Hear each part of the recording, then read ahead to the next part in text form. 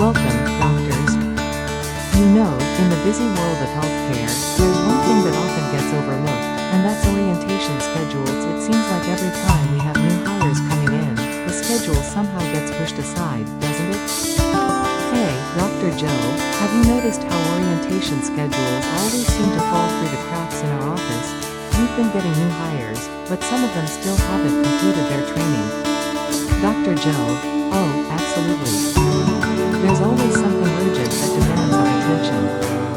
Between patient care, paperwork, and managing the staff, it's easy for orientation to get lost in the shuffle. Dr. Smith, exactly. And it's not just a minor issue. When new hires don't get proper orientation, they miss crucial training. It affects patient care and can even lead to higher turnover rates. It's frustrating. And not only does it confuse the new staff, but it also puts pressure on the rest of the team. It's tough to get everyone up to speed without a proper orientation process. I think we need a better system. I've been thinking the same thing. Maybe we should look into using scheduling software that tracks orientation. It could send reminders and update us when a new hire finishes their training. That sounds like a great idea. We could also assign someone specifically to handle the orientation scheduling.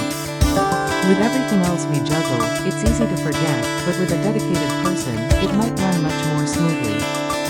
I think I'll bring this up at our next admin meeting. If we can make orientation smoother, our new hires will be better prepared, and that will, in turn, improve patient care. We can't afford to let this slide any longer. Let's make sure we get this sorted out for the sake of our patients and our own sanity. Now, let's talk about why this happens. In a home care agency, you're constantly balancing patient care, staffing, and scheduling. And with high turnover, it feels like there's always a new hire to onboard. Unfortunately, that leaves orientation schedules at the bottom of the list. First, staff shortages and the pressure to fill shifts take priority. When you have urgent staffing needs, orientation often gets sidelined. But, as we both know, the consequences of not properly orienting staff are huge. Without it, new employees might make mistakes in patient care, and the turnover rates go up. And let's not forget about resources. Home care agencies are often understaffed, and management can easily get overwhelmed with all the day-to-day tasks. Orientation requires time, planning, and sometimes specialized trainers, resources that are often in short supply. Lastly, without a standardized system in place, orientation schedules can easily be missed. Without proper tracking, it becomes just another thing that slips through the cracks. Now, the consequences of overlooking orientation are serious. New hires who don't receive the proper training might make mistakes, leading to patient safety risks. It can also increase turnover, lower employee morale, and even cause non-compliance with regulations. So, how do we avoid this? First, we need a streamlined onboarding process.